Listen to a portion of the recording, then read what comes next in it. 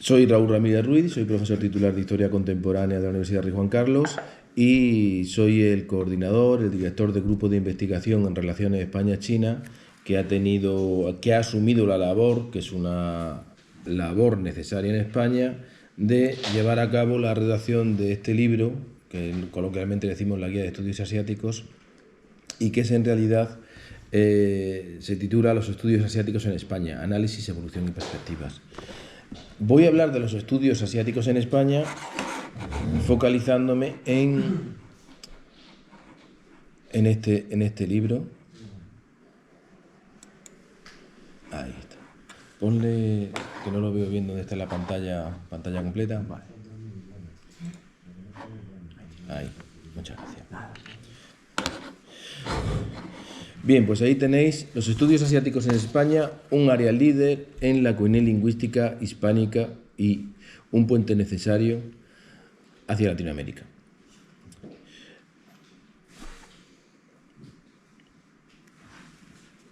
Como os he dicho antes, esta es una obra que era necesaria. Era necesaria porque una potencia media, como pretende ser España en el mundo, no puede estar ahora mismo en el mundo sin tener una información medianamente certera de lo que pasa en el espacio Asia-Pacífico. Igual que una potencia media, como pretende ser España, no puede estar en el mundo sin ser conocida en el espacio Asia-Pacífico. Para poder tener esa proyección y para poder tener ese conocimiento de lo que se mueve en el espacio Asia-Pacífico y tener esa proyección en el espacio Asia-Pacífico, necesitábamos ordenar los estudios que había en España. Como ahora os describiré rápidamente con imágenes, no seguiré la PowerPoint porque si no sería mucho tiempo, la PowerPoint está diseñada para más tiempo. Los estudios asiáticos en España comienzan en torno, pongamos una fecha comodín, una fecha no exacta, pero una fecha que sea un consenso general, en 1978 con la visita de los reyes Juan Carlos y Sofía a la China de Xiaoping. Entre esa época y 2008, 30 años después, que es cuando se generan los grados adecuados al espacio de educación superior europeo, han pasado solo 30 años. 30 años puede parecer mucho, pero los que ya peinamos canas sabemos que 20 años no son nada y 30 años son 20 años más un poquito más. En 30 años se ha generado una red absolutamente estándar a los niveles europeos y absolutamente líder indiscutible dentro del mundo de la comunidad hispánica, de la gente de lengua española y muy posiblemente, aunque somos compartimentos estancos más separados de los que nos gusta reconocer, de la comunidad luso-hispánica. Había que ordenar para saber qué había. Por eso, en esta obra, el 80% del libro es un trabajo bastante áspero, en el cual, digo 80% en cuanto a volumen, no en cuanto a trabajo, en el que se recogen todas las titulaciones de estudios asiáticos que hay en España, se analizan, se clasifican y se describen, teniendo en cuenta dónde están, cuándo nacen, cuándo se modifican, qué tipo de enseñanza dan, para saberlo. ¿Y para qué al final? El encargo de Casa Asia lo que pretendía era que esto no fuera una mera obra descriptiva, sino que sirviera para entender lo que tenemos y qué necesidades hay. Por ello, al final hay 12 ideas, 12 recomendaciones, 12 acciones de mejora que proponemos para esos estudios asiáticos en España.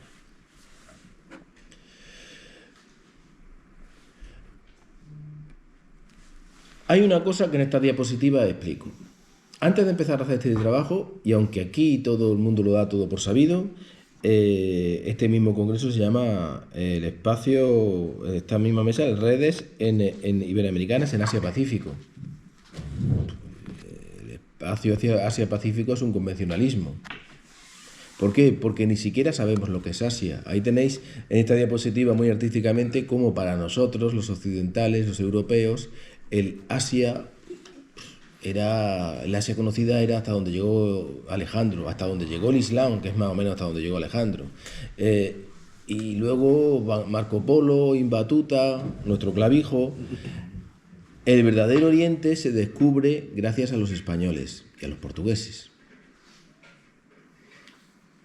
Ahí es donde se produce el primer encuentro con Asia real. ¿Por qué? Porque está en otra diapositiva. Asia, cuando hablamos de Asia, no estamos hablando de Israel ni de Jordania.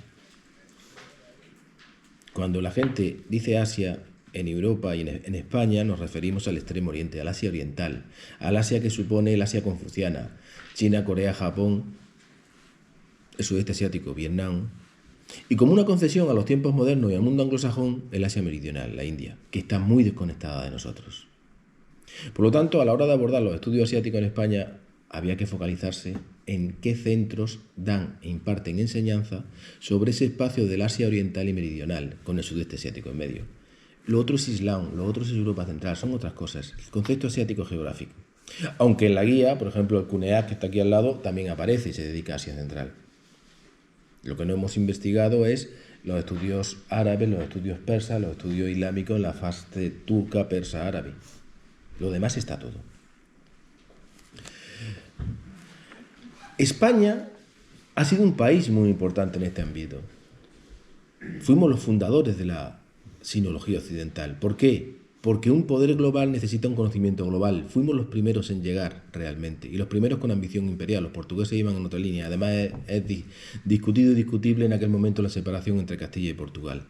Por lo tanto, España es la primera, y aquí tenéis una serie de sinólogos, no voy a detenerme en ellos, que son los primeros que traducen un texto, los que se dan cuenta de que Catay de Marco Polo es China, los primeros que dibujan un mapa. Mendoza es el primero que realmente hace una obra, un compendio enciclopédico que sienta las bases de los tópicos que todavía hoy en Europa y en Occidente se tienen sobre China. Pantoja es el otro Ricci. Pero todo eso se olvida. ¿Por qué se olvida? Se olvida porque son obras hechas para las órdenes religiosas y para el Estado. No son para el público, no son para la academia, no se editan y se publican como conocimiento científico. Son más bien informes privados del poder eclesial o del Estado.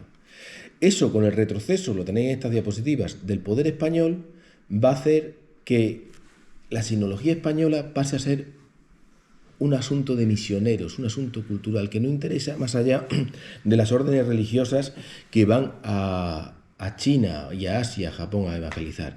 Cuando somos derrotados por la controversia de los ritos expulsados y por destruidos como Estado, como monarquía hispánica, por las guerras napoleónicas, los 30 años de guerra continua que sufre España entre 1808 y 1839, esto se convierte en un asunto de Filipinas. De tal manera que la sinología y los estudios asiáticos en general mueren en el siglo XIX. Totalmente. Solo hay una serie de jesuitas en Taiwán, o Marcela de Juan, hija de un funcionario de la embajada china en España, que yo tengo estudiado en un artículo en Historia Actual. Aparte de esas personas no hay nada. Por eso, cuando a raíz del viaje, que es convención, de los reyes a China, estas relaciones se toman, estamos hablando realmente de una estudios asiáticos es novo. La conexión con la antigua sinología pionera o con la antigua sinología, y cuando digo sinología me refiero a todos los estudios asiáticos, misionera en Extremo Oriente, es solo sentimental. Y aquí tenemos una de las primeras características que tenemos que ver, y voy a tratar de ser rápido por no alargarme, ya voy a hablar directamente de lo que hay. Una de las primeras características que tenemos: todos los títulos oficiales y extraoficiales de estudios asiáticos en España, todos los centros, todos deben su existencia a la iniciativa personal de alguna persona concreta que por sus razones concretas inicia los estudios en esa universidad. Normalmente hay dos tipos de personas: los extranjeros que deben buscarse la vida, señores y señoras que llegan a España y no tienen ningún valor especial, ningún valor añadido que los distinga de los demás colegas, más allá de que yo soy chino, yo soy japonés. Intento por mi fuerza y para buscarme la subsistencia que tal universidad genere asignaturas de lengua de ese país. O personas que no lo necesitan y se acercan al tema asiático por curiosidad. Curiosidad, no es necesidad. Es decir, por un lado tenemos a Pedro Sanginés, que es francés a pesar del nombre, o Min Can-chou, francés y un chino.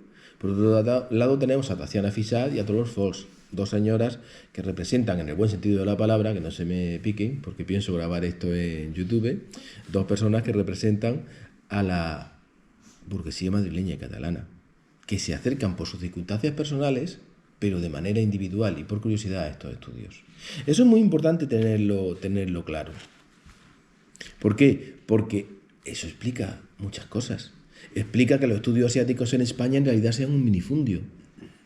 Un minifundio que hace que este convenio entre la Universidad Rey Juan Carlos y Casa Asia, que es la que da lugar a este libro, sea un trabajo muy duro, muy difícil. Porque es que yo no sé lo que se está haciendo en Cádiz. ¿Por qué? Porque no tengo que saberlo, yo no puedo conocer a todo el mundo. Si yo no sé el CUNEAS que hace hasta hace unos meses, hasta que estoy con esto, pero es que en la Universidad Rey Juan Carlos yo no sé lo que hacen porque normalmente somos minifundios y además no conectados. Yo empiezo por mi motivo y porque necesito hacerme un hueco. Tampoco pongo un anuncio para todo el mundo para que ese hueco se rellene. Entonces, un trabajo, personalismo y minifundio. Como historiadores, desde el grupo de investigación en relaciones España-China pensamos dónde acudimos para averiguar esto. Y tenemos unas fuentes. Las fuentes son el Registro Unificado de Centros y Títulos y el SIIU. Luego las memorias de calidad de los grados. Pero luego queríamos ir más allá de los títulos oficiales. Ahí tenemos un problema, ese minifundio.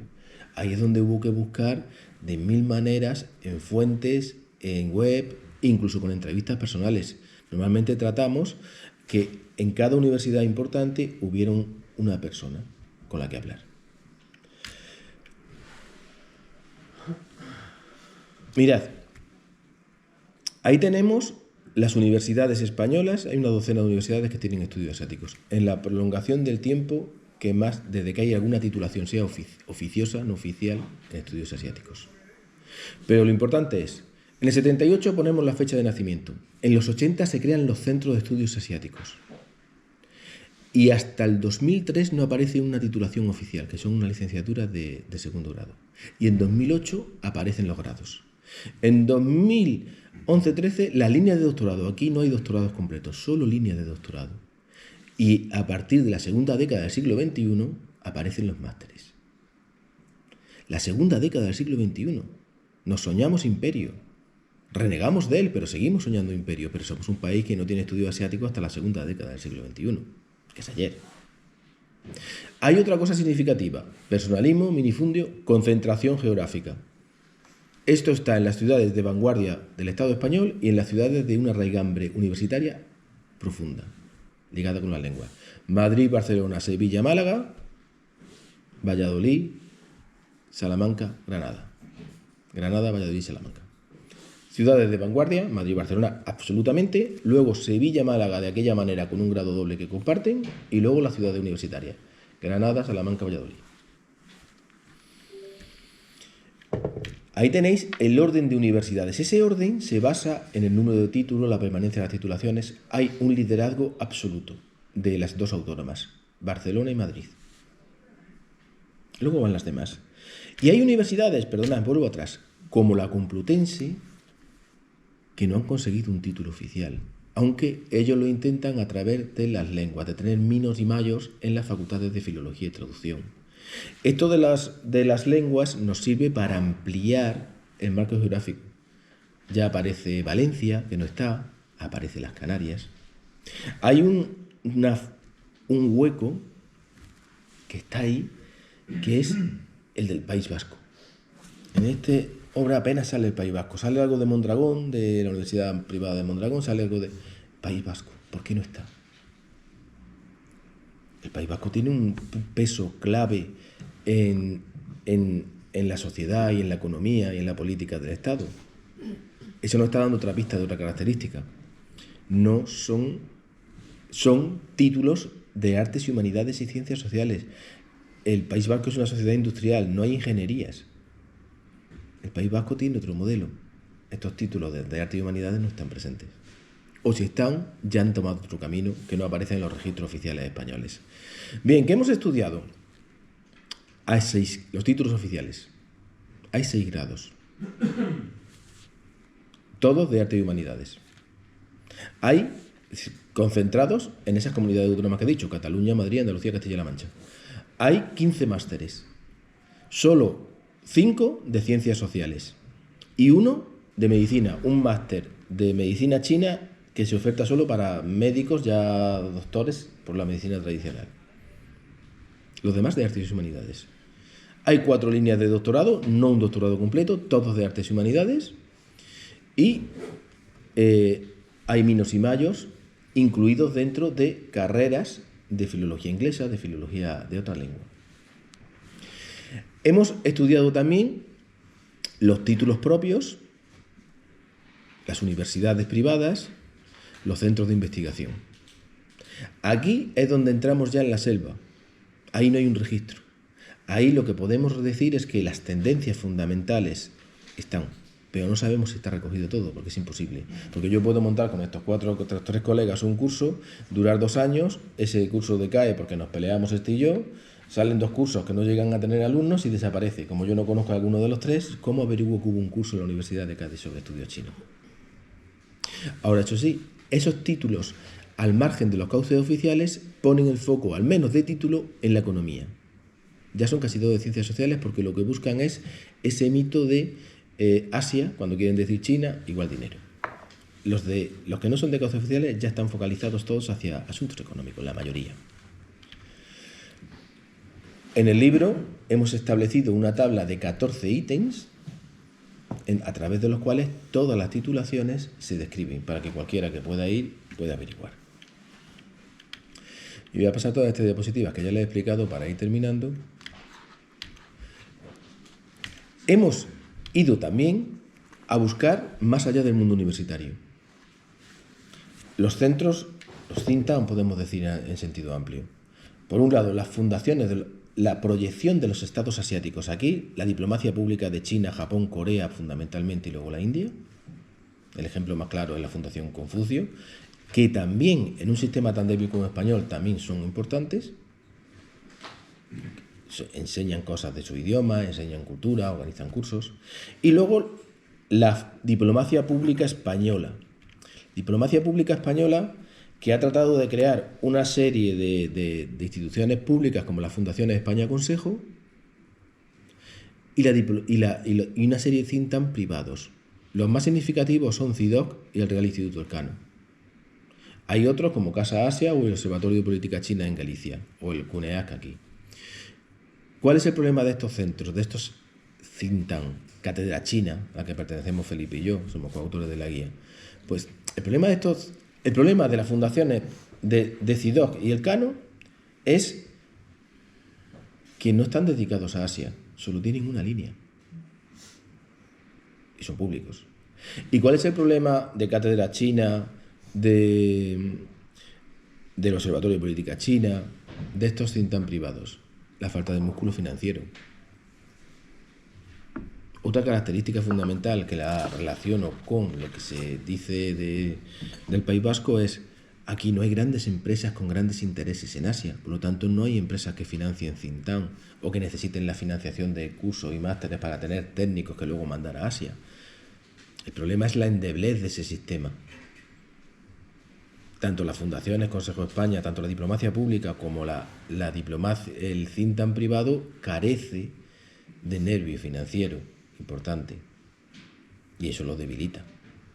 En la cumbre de todo esto está Casa Asia, que con iniciativas como esta trata de armar un sistema más complejo y ser la confluencia de todos los sistemas. En el libro, y ya voy acabando, tenemos un análisis estadístico en el que estudiamos todas las titulaciones que ha habido. Como me enseñaron un amigo cuando estaba en Córdoba, contar se puede hacer en ese doble sentido. Con todos los datos que teníamos, podíamos hacer estudios estadísticos de cuántas titulaciones hay al año, cuántos alumnos se matriculan. Fijaos, son titulaciones totalmente feminizadas, en una relación 7:3 como poco de mujeres frente a hombres. Los extranjeros, mientras que los extranjeros en el grado, el 80% a 90% son españoles, los estudiantes, en los másteres, fijaos la inversión que se produjo antes de pandemia, cómo los asiáticos subían y desplazaban a los españoles como principales alumnos, estudiantes en los másteres. ¿Qué se estudia en España? Y ya voy hacia las conclusiones. ¿Cómo averiguar qué se estudia estudio asiático en España? ¿Qué se investiga? ¿Qué se investiga? Pues la base en la que acudimos fue Teseo. porque no hay un centro focalizado en el cual sepamos qué investigaciones se están haciendo. ¿Y qué salió? También muy significativo. Lo previsible. China, Japón, India, que es más grande, y Corea detrás. Y muy poquito sudeste asiático. ¿Por qué es lo previsible? ¿Por qué digo que es importante? Porque no hay ningún factor en España que condicione, que diversifique ese apriorismo. ¿Dónde se investiga? Donde hay títulos oficiales. Donde no hay un sistema, una red de titulaciones oficiales, apenas se investiga. Madrid, Cataluña y luego Andalucía y Castilla y León. Madrid y Cataluña tienen juntos 7 de cada 3 investigaciones y con Castilla y León y Andalucía casi 9 de cada 10. Un poquito menos, pero bueno, entendedme. En fin. Conclusiones. Ahí pusimos 12 ideas para mejorar los estudios asiáticos en España, pero por encima de ellas, que están ahí, esto lo subiré, se puede grabar, se puede ver después, lo he dicho ya varias veces, por encima de estas 12 ideas, ¿qué es lo importante de las características de los estudios asiáticos en España? Y con relación al título de la ponencia, líder en la cuina hispánica. Tenemos una red de estudios asiáticos estandarizada con Europa y muy importante. Y una red que es absolutamente líder en el mundo de nuestra lengua. Es decir, en México hay un máster, en Costa Rica quieren poner otro, en Argentina hay muchas iniciativas que normalmente nacen, crecen y mueren rápidamente. Tenemos un liderazgo evidente en los estudios sobre este espacio tan grande y tan importante. Y no podemos quedarnos atrás, sentirnos acomplejados con respecto a los estudios asiáticos europeos. Tan solo quizás pueden estar los anglosajones por delante de nosotros, pero los anglosajones juegan en otra división. No son mejores los redes de estudios asiáticos franceses, belgas, holandeses ahora mismo. Ahora bien, hay que ser consciente de que España no tiene una relación económica cardinal con estas potencias asiáticas. No tenemos una relación histórica que importe porque Filipinas está absolutamente olvidada en el conjunto social. No es México, no es Ecuador, no hay esa relación que haga que la gente vaya a estudiar Filipinas de una manera como puede estudiar Latinoamérica. Y no hay una comunidad mestiza. No hay descendientes asiáticos descendientes que generen lazos con esa región. Por lo tanto, tenemos unos estudios asiáticos en los que se caracterizan por las iniciativas personales, por las humanidades, por la carga academicista y por el poco pragmatismo. Y esa es la principal apuesta, el principal riesgo y la principal apuesta que nuestro sistema de estudios asiáticos y nuestro sistema universitario tiene que afrontar. Tenemos que hacer prácticos los títulos. Los títulos no pueden ser una iniciativa personal, por otro lado muy burocratizada, dedicadas al academicismo. Hay que conseguir que estos estudios asiáticos sean prácticos, sirvan para la sociedad y sirvan para que los estudien. Muchas gracias y perdona si me he alargado.